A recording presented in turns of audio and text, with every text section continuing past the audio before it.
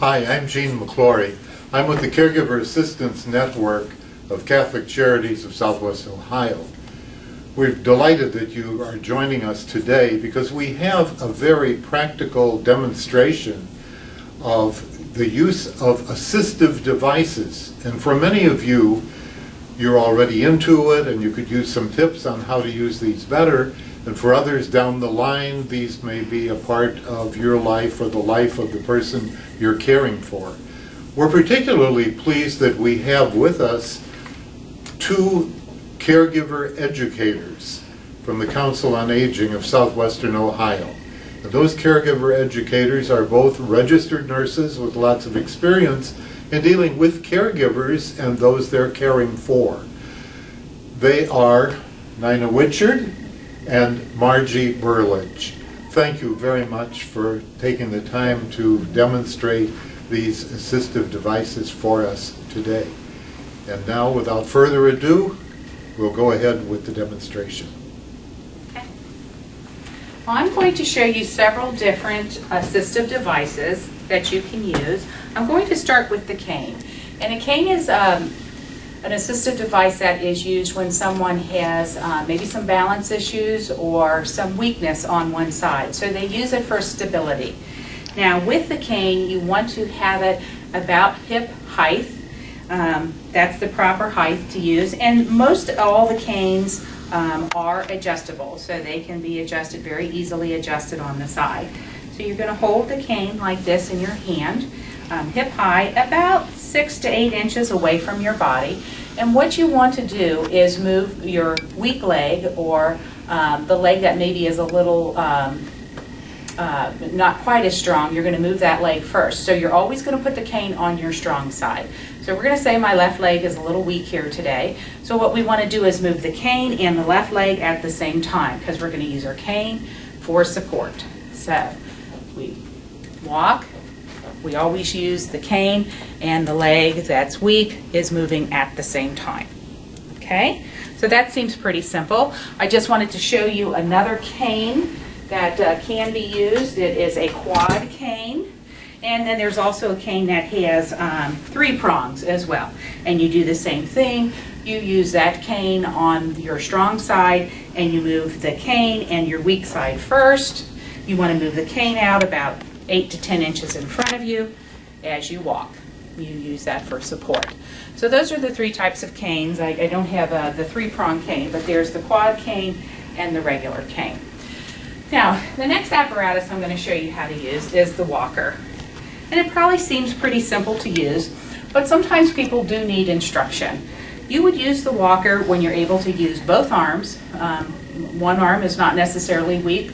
Both arms are strong, but maybe this person has had some falls or some lower extremity weakness, and we want to prevent the falling. So we're going to use a walker. Now this too is adjustable. You have to have it at a good height, so you've got a little bit of a bend in your elbow. You don't want your elbow straight like this. You want a little bit of a bend. You want to make sure you grab a hold of the grabbers there, and what you want to do is pick the cane up, move it 6 to 8 inches, and walk into the cane. Again, it seems very simple, but if someone has never used a walker before, they may need some direction. There are different kinds of canes, and different kinds of walkers. There are the kind that you can hang a bag on it, or maybe put a tray or a basket. All of those things can be added to the walkers, and those can be found at any medical supply store. Okay. There's also the walker that has a seat. Maybe some of you are familiar with that, where if somebody is weak and they're using their walker, I don't have one to show you, but they can sit the seat down and then turn and sit and rest for a few minutes and then proceed from there. Okay, so that's the walker. And then I want to show you the crutches. Now, the crutches can be a little difficult to use if someone is fairly weak. You might want to use a wheelchair as opposed to crutches. But if somebody maybe has a broken foot or a broken ankle, crutches can be used. Now the thing with the crutches is, again, the height positioning is important. You want to have them so they're not up in the armpit, but about 5 to 6 inches maybe below the armpit. You are going to put your weight where you grab the handles at. So you want to grab the handles, get a good grab there, and then I'm going to say my left foot maybe is broken or sprained and I can't put any weight on my left foot. So you want to bring the crutches ahead of you, again 6 to 8 inches, lean forward, bring your good foot up, lean forward, bring your good foot up. And again, can be a little tricky if somebody, you know, is a little bit older, maybe doesn't have good balance. You might want to use the walker or wheelchair, I'm sorry, the wheelchair in that case. Otherwise, the crutches will do the job. All right. Now, the last assistive device I want to show you is the wheelchair. And there are different kinds of wheelchairs. This is just kind of a typical wheelchair.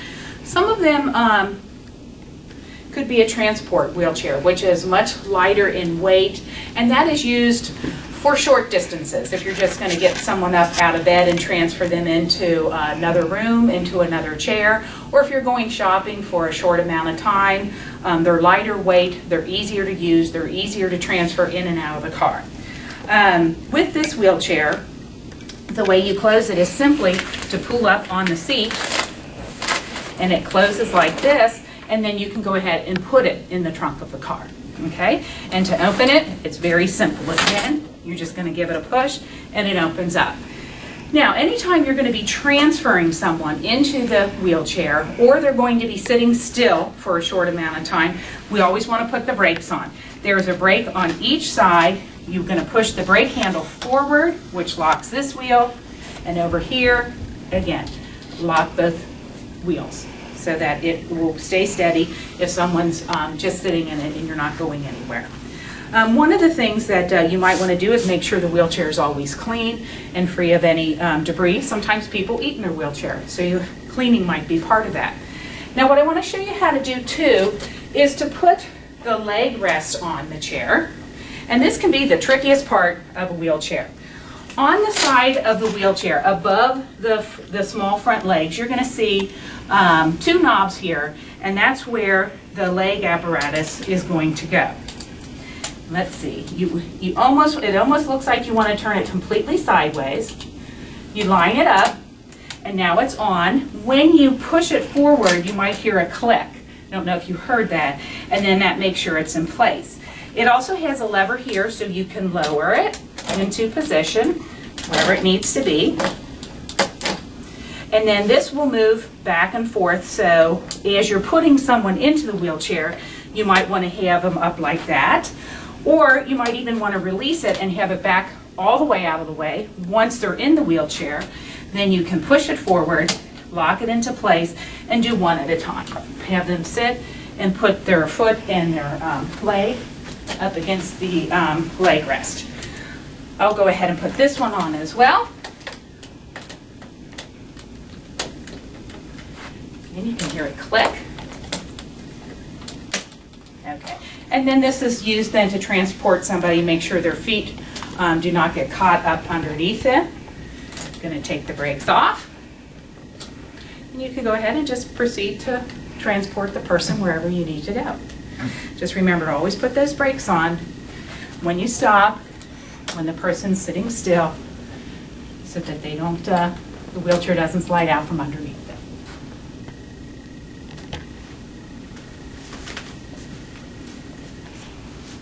Thank you, Margie, very, very much for a very practical demonstration. This was extremely clear.